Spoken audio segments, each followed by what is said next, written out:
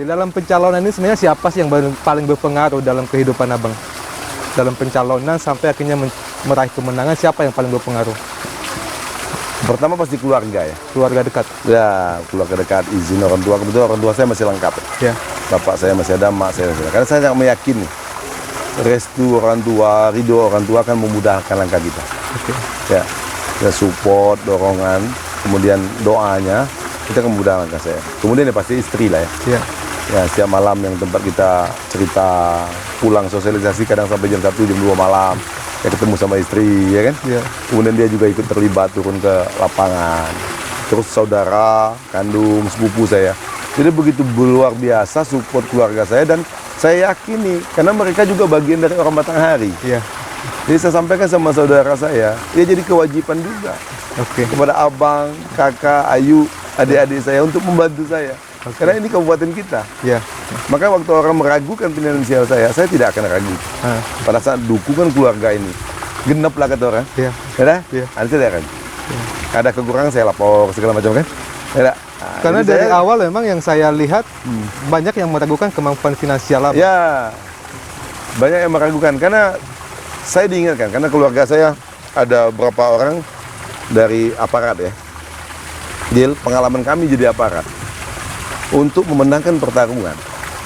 Pertama yang harus kau pegang, kau harus mengenali kekuatan dan kelemahan diri kita sendiri. Kemudian bagaimana kita bisa secara utuh Ya. mengenali kelebihan dan kelemahan lawan. Oke.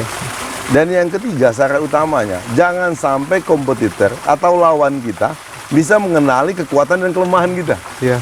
Nah, jadi pada saat orang mengatakan itu semua, tim saya kan mulai tersinggung nih. Ya. Mulai tersinggung, wah bang kita diejek-ejek segala macam gini, ya biarlah, saya bilang. Ya. Nah, karena dengan begitu berarti mereka tidak mengenali kekuatan saya. Oke. Nah, ini paling gampang kita membunuhnya nanti kan? Iya. Ya, nah, kalau ibarat ilmu silat, itu paling gampang kita mengeluarkan jurus kita. Kita belum mengeluarkan jurus terakhir, Ya. tapi musuh sudah menganggap kita, ini lemah nih. Ya. Nah, itu Akhirnya mereka menyepelekan gitu. ya, menyepelekan. Dan biasa kalau sudah menyepelekan timbul kesombongan kan? Ya. Dan ingat, kesombongan itu bukan perilaku manusia. Dan itu pasti tidak disenang oleh Allah. Jadi ada beberapa hal yang memang saya harus melatih diri saya. Tapi Suang mesti ingat ya, saya hampir setiap jabatan yang saya duduki, saya usianya muda. Ya. Dan saya pasti diremehkan orang. Dan saya tidak akan menjawabnya dengan kata-kata, tapi menjawabnya dengan tindakan.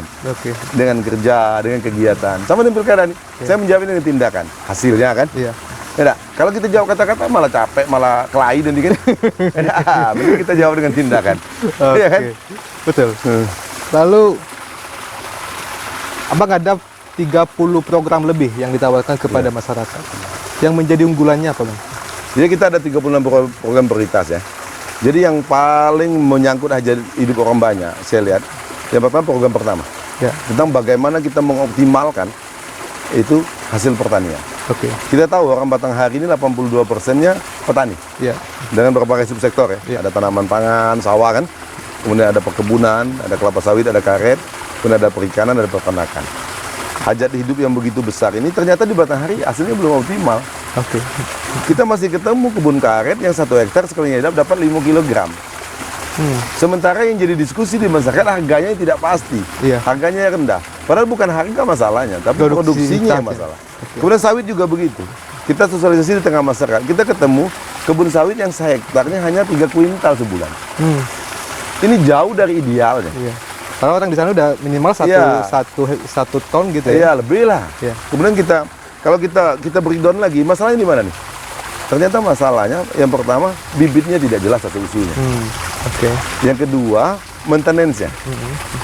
Petani kita belum begitu berdaya, belum begitu mampu untuk mengolah kebunnya. Iya. Nah, sawah juga begitu. Kita masih ketemu sawah yang sehektar sekali tanam dapatnya 2,5 ton. Oke. Padahal idealnya 6 sampai 9 ton Iya. kan. Nah, ini yang harus kita optimalkan nantinya. Oke. Bagaimana masyarakat yang hanya punya kebun 2 hektar itu bisa hidupnya sejahtera. Iya. Masa mau pengen sejahtera punya kebun 20 hektar kan? Iya. Nah, kena mungkin lagi. 20 Tuhan hektar tidak itu bikin akan tanah lagi kan? 20 hektar itu milik pengusaha, bukan milik iya. masyarakat kecil lagi. Bukan rakyat kecil. Nah, ini yang akan kita benahi nanti bersama pemerintah, ini yang akan kita benahi. Kemudian ini juga tidak bisa jalan sendirian. Iya. Karena di Batanghari infrastrukturnya hampir 70% dalam keadaan rusak. Iya. kebun yang bagus tanpa infrastruktur yang baik juga tidak akan ada artinya. High cost jadinya. Iya, dia ngangkat hasil produksinya repot kan. Datang ke kebun repot, ngangkat hasilnya repot. Jadi ini harus simultan kita kerjakan. Iya. Tapi inti dari itu semua, pemerintah itu punya mesin birokrasi namanya. Oke. Mesin namanya. Oke.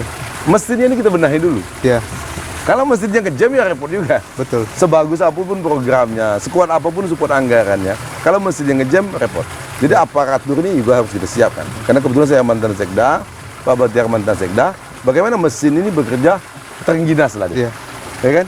Tidak kena hujan, tidak kena panas, digas jalan terus, disuruh rem macet kan? Iya. Nah, tapi kalau aparaturnya lembek ya repot. Nah ini birokrasi ini harus kita benahi di awal-awal masa jabatan kita. Ini bahwa birokrasi itu bisa diperbaiki diperbaiki dan bisa menjadi sesuai harapan Abang untuk mendukung program-program ke depan. Saya yakin, karena saya bekas pegawai. Pegawai itu bagaimana diciptakan rasa keadilan. Ya. Kemudian diciptakan rasa kenyamanan dia. Oke. Adil dalam artian, yang bekerja lebih baik harus mendapat promosi. Ya. Yang bekerja jelek harus dihukum dia. Ya.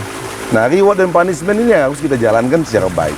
Jadi jangan sampai teman saya kerjanya jelek jadi kepala dinas di tempat strategis. Oke. Oke. Tapi itu biasanya pilkada seperti itu, Bang. Wah iya. Ya, dan ini sudah efek 20 tahun ya. Ya.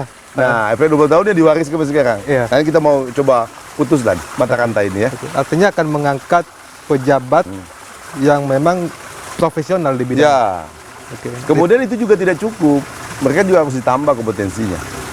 Kemampuan sebagai eselon 2 nanti manajerialnya harus mampu ya. Iya, iya. Bagaimana bisa menggerakkan bawahannya untuk mencapai tujuan bersama. Nah, ini kadang-kadang juga begitu. Dia di eselon 2 tapi tidak punya kemampuan manajerial. Iya.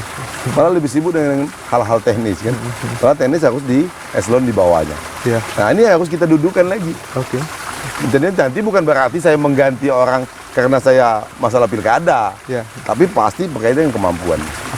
Saya tidak perlu kepala dinas yang nemuin saya setiap hari. Saya tidak perlu kepala dinas yang sering melapor. Saya cuma perlu kepala dinas yang kerjanya baik. Kalau perlu tidak perlu ketemu kita. Iya. Yang penting kerjanya selesai. Iya.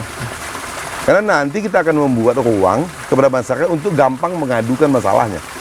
Pertama kita siapkan aplikasinya. Dan sekarang saya yakin sebagian sudah ada di jalan.